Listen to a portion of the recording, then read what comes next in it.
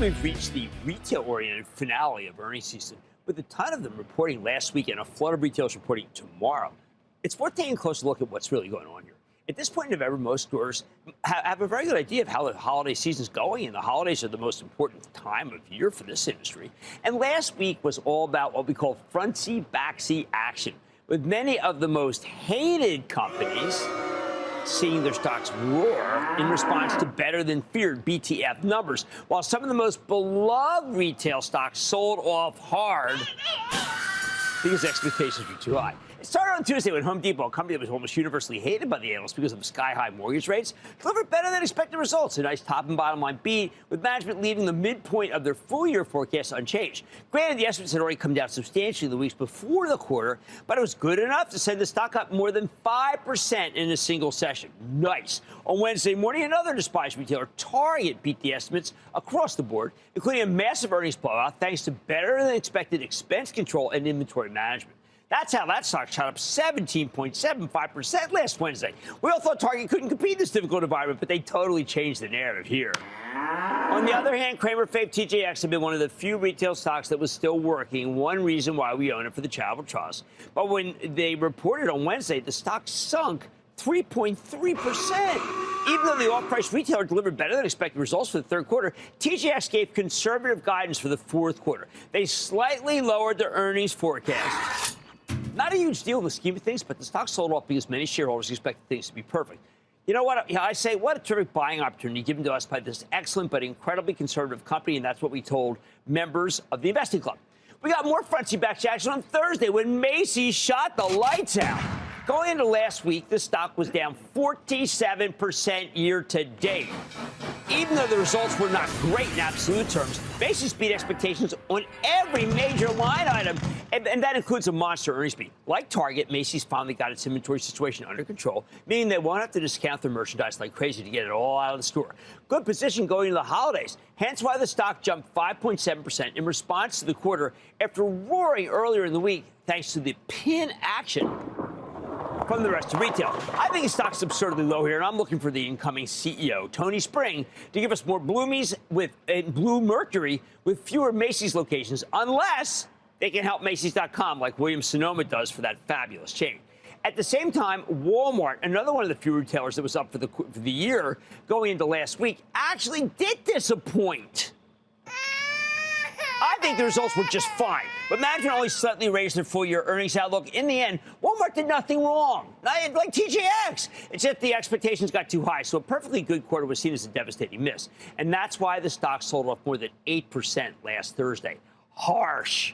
Then Thursday night, the Gap surprised to the upside. Not only were the numbers better than feared, they were straight up better than expected. While Gap wasn't as hated as Home Depot or Target or Macy's, the stock had still come down from $37 at its peak in 2021 to $13 going into last week. The House of Pain. And the analysts weren't exactly expecting much from this quarter. In the end, Gap posted much better than expected same-store sales and a 39-cent earnings beat off a lowly 20-cent basis. And that caught everybody off guard. And that's why that stock could soar more than 30% on Friday, as tons of short sellers got caught with their pants down. They had to buy back the stock at any price, sort of closed out their positions. Now, not everything in retail is front-seat, back-seat. The aforementioned Williams-Sonoma was up almost 30% for the year going into last week. It reported a mixed set of numbers with softer sales with much, much better earnings. But that kind of mixed bag Wall Street loves right now. So Williams-Sonoma stock pulvered more than 20% just last week. Ross Stores, similar to TJX, reported a nice beat and raised quarter, and the stock jumped 7% in response, about what you'd expect. Bath & Body Works had been on the schneid, down more than 26% year to date, and it stayed down after issuing weak guidance on Thursday morning, so bad is bad. Still, the front-seat, back-seat action in retail was the main takeaway from last week. So now you got to ask yourself, can it continue?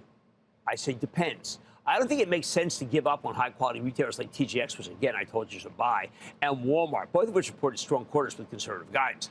TJX had some expense shift from the third quarter to the fourth quarter. I say who cares? The business isn't deteriorating at all. It's actually getting better. TJX has a habit of beating its own forecast. Don't be surprised when the same thing happens in 3 months. And meanwhile, the stock's going to creep up in advance. As for Walmart, the expectations simply got too high. Now that the bar's been lowered, the stock should work again. Plus, Walmart and TJX are exactly the kind of retailers you want to own when you're worried about a cash-strapped consumer, as so many are. As for those previously out-of-favor retailers that ripped in response to better-than-feared numbers that rallied like crazy last week, if you've been stuck in these for a while, I don't know, maybe you're getting a chance to ring the register on a little bit of them at a higher price, because I only see some of them making a sustained comeback going forward. I think Target can truly turn itself around. They've got the right online infrastructure in place, along with tons of store-within-a-store partnerships, like the likes of Starbucks and Ulta Beauty. That makes the stores a lot more enticing. Most important, Target's finally got the right level of inventory going into the holidays. That's tough to do, and they did it. As for Home Depot, I can see it having a strong year in 2024. Mortgage rates are so high that more people will stay in their old homes rather than moving, which means people might spend a little more on smaller home improvement projects. The Gap is intriguing. I like that their cost cuts over the past year are paying off sooner than expected. It's worth noting that new CEO Richard Dixon only took over in August. I think he only take so much credit for the turn here. But maybe now that he's in charge, he can get Banana Republic, which is, I think, getting better, and Athleta moving in the right direction. Then again, maybe he can't. The last one's doing so badly. Macy's, like I said before, the stock is too low. Here's the bottom line. Last week was all about frontsy-batsy action in retail, with the most hated stocks making huge comebacks, while the proven winners were abandoned, at least for the moment. So what does that tell us about the host of retailers reporting tomorrow? You know what I say? Stick around after the break, and I'll explain what to expect. Mad Money is back after the break. Coming up, shop till your portfolio pops. With Black Friday just a turkey day away, Cramer's Retail Roundup continues. Next.